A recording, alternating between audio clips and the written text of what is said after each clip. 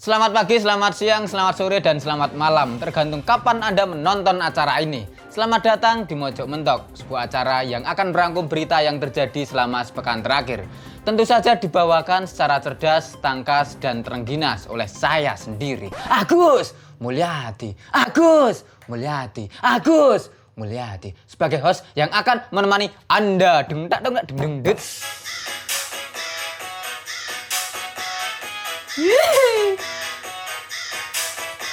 Pemerintah baru saja menerbitkan peraturan baru tentang status keikutsertaan program BPJS Kesehatan sebagai syarat untuk mengurus berbagai dokumen seperti SIM, STNK, dan SKCK. Aturan tersebut diterbitkan langsung oleh Presiden Joko Widodo dalam Instruksi Presiden Republik Indonesia Nomor 1 Tahun 2022. Tak hanya untuk mengurus dokumen seperti SIM, STNK, dan SKCK, kartu peserta BPJS juga akan digunakan sebagai syarat bagi warga yang ingin melakukan ibadah haji atau umroh, bahkan transaksi jual beli tanah. Aturan tersebut menurut Presiden Jokowi diterbitkan sebagai jalan untuk mengoptimalisasi program jaminan kesehatan nasional. Pemerintah nantinya akan meminta 30 kementerian atau lembaga untuk ikut mengawal peraturan tersebut. Direktur Utama BPJS Kesehatan Ali Gufron Mukti mengatakan bahwa Inpres yang dikeluarkan oleh Presiden Jokowi tersebut akan turut meningkatkan kepesertaan masyarakat dalam program BPJS Kesehatan dan bakal memastikan mereka tidak akan mengalami keterlambatan dalam mendapatkan penanganan kesehatan. Masih menurut Ali Gufron, banyak masyarakat yang belum tahu bahwa kepesertaan BPJS Kesehatan adalah wajib sesuai dengan Undang-Undang Nomor 40 Tahun 2004 tentang Sistem Jaminan Sosial Nasional. Sementara itu, di media sosial, Inpres tentang penggunaan kartu peserta BPJS sebagai syarat kepengurusan berbagai dokumen ini menuai banyak protes dari netizen. Mereka beranggapan bahwa cara terbaik untuk membuat masyarakat mau menjadi peserta BPJS Kesehatan adalah dengan memperbaiki sistem dan pelayanan BPJS Kesehatan, bukan malah membuat aturan yang sifatnya memaksa dan memberatkan. Ya, pemerintah kita ini memang beyond ya, nggak pernah kehilangan kreativitas dalam menyukseskan program-programnya. Salah satu contohnya ya aturan tentang kartu BPJS Kesehatan ini ya. Lantas apakah cara ini akan berhasil? Entahlah, namun yang jelas kalau melihat pengalaman yang sudah-sudah, orang-orang pasti bakal terbiasa. Dulu kan banyak juga orang yang protes saat nomor seluler harus didaftarkan pakai KTP. Sekarang tuh hal itu sudah jadi hal yang biasa kan? Bisa jadi aturan kartu BPJS Kesehatan ini sekarang diprotes habis-habisan, tapi setahun lagi jadi biasa juga. Pemerintah pasti sudah mempertimbangkan hal itu. Masyarakat kita kan memang masyarakat yang mudah lupa. Lagian mau diprotes kan juga percuma. Ini masih mending loh cuma SIM, STNK, dan SKCK. Sebab tidak menutup kemungkinan pemerintah bakal bertindak lebih jauh lagi. Nanti bisa saja muncul aturan kartu BPJS Kesehatan jadi syarat kalau pengen daftar sekolah misalnya. Atau jadi syarat kalau pengen ngurus surat nikah. Jadi nanti kalau Anda itu nggak punya kartu BPJS Kesehatan, ya siap-siap saja cenggur sampai kiamat ya. Mau pasang internet harus punya kartu BPJS. Mau bikin tato harus punya kartu BPJS. Mau sunat harus punya kartu BPJS. Atau ya mau nimbang anak di posyandu harus punya kartu BPJS. Kalau punya tapi ketinggalan boleh nimbang tapi nggak dapat bubur kacang hijau. Susah kan ya? Bahkan ya mau masuk Islam yang syaratnya sebenarnya cuma baca 2 kalimat syahadat, besok bisa ditambah harus punya kartu BPJS.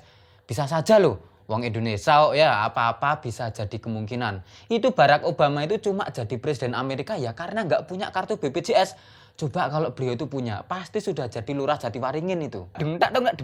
Pasangan selebritis Raffi Ahmad dan Nagita Slavina dalam sepekan terakhir menjadi bahan perbincangan yang ramai di media sosial.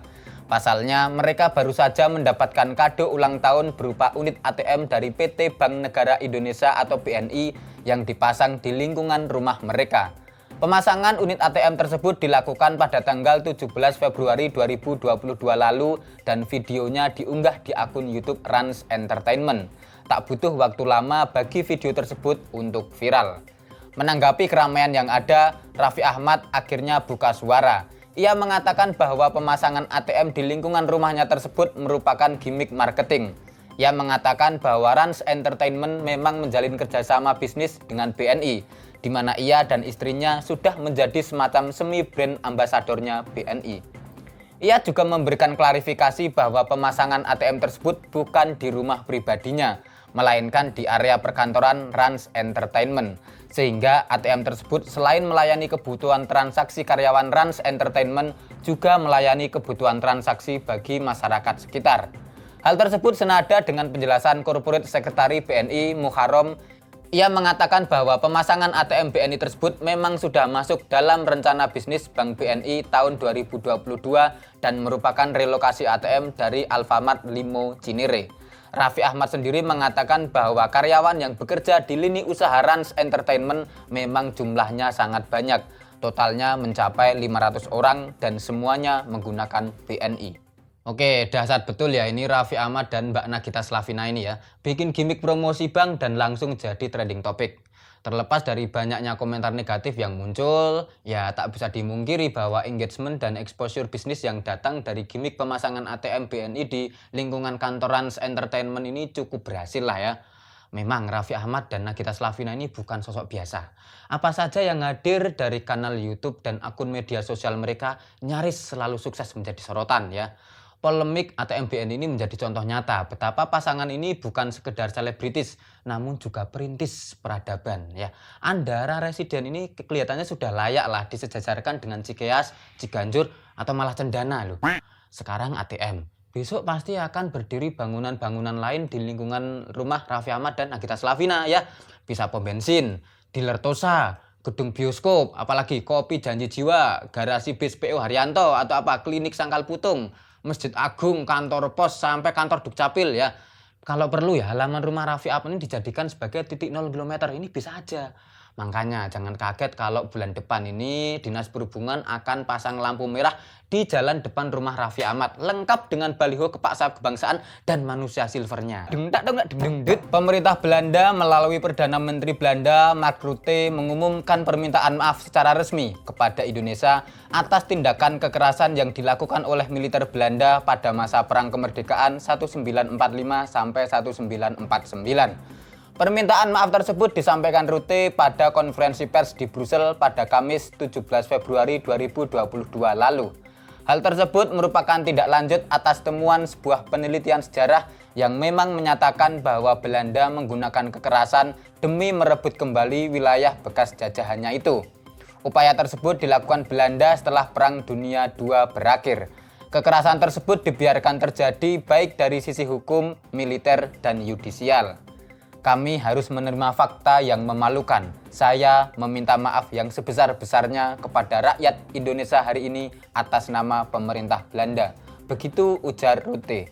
Berbagai bentuk kekerasan yang dilakukan oleh pihak militer Belanda tersebut antara lain adalah penyerangan dan penyiksaan, eksekusi ekstrayudisial, penjarahan, pembakaran rumah dan kampung-kampung, termasuk penangkapan secara acak dan massal disertai dengan pemenjaraan. Ya, untuk menanggapi berita tentang pemerintah Belanda yang meminta maaf kepada Indonesia atas tindak kekerasan yang dilakukan oleh militernya di masa Perang Kemerdekaan, kami sudah menghadirkan narasumber yang terpercaya. Siapa dia? Ya, mohon maaf sekarang bukan Mas Pride ya, karena Mas Pride kemarin ngetik mojok-mentok pisan langsung tipes, jadi sekarang kita hadirkan narsum lain. Namanya siapa?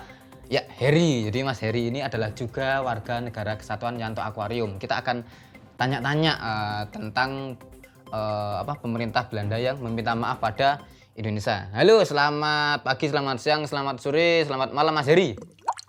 Ya, ini pertama kali loh kita menghadirkan lele ya. Ini lele apa? Lele Amazon ya jenisnya ya.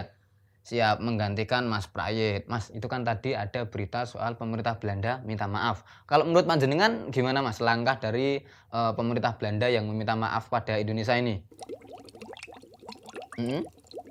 Oh, layak diapresiasi. Oh, mantep. Ya.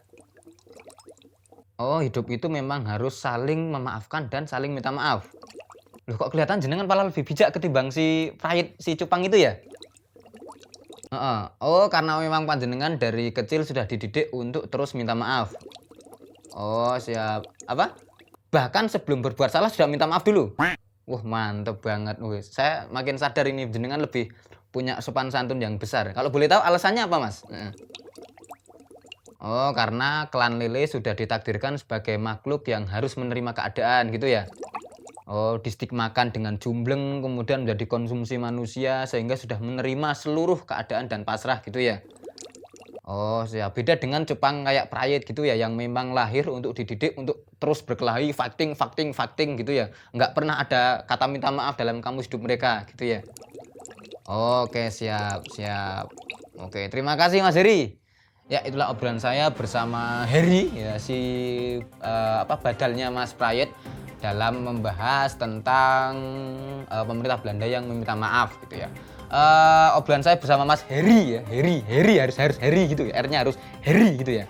Obrolan saya dengan Mas Heri ini sekaligus mengakhiri perjumpaan kita di episode Mojok Mentok kali ini. Sampai jumpa di episode berikutnya tentu dengan narasumber yang semoga ini lagi lah ya yang lebih santun ya, nggak kayak Mas Prayit yang bajingan dan nggak tahan banting itu ya, syuting pisan ganteni langsung tipes gitu ya. Sampai jumpa di episode berikutnya. Oke Mas, ini janjane jenengan apik banget loh Mas mau statementnya ini. Lebih canggih, lebih santun bangane Prayit bajingan kae. Wis sesuk minggu ngarep selor iki. Tak undang meneh iki Prayit gua kali wae, cilik-cilik ning bajingan nek jenengan kan ketok galak tapi kan santun ngene. Ngene-ngene ngliyut ngene. Mantep Mas Her. Heri ya, Heri jenenge Heri ya, Heri Purnomo. Heri. Yes.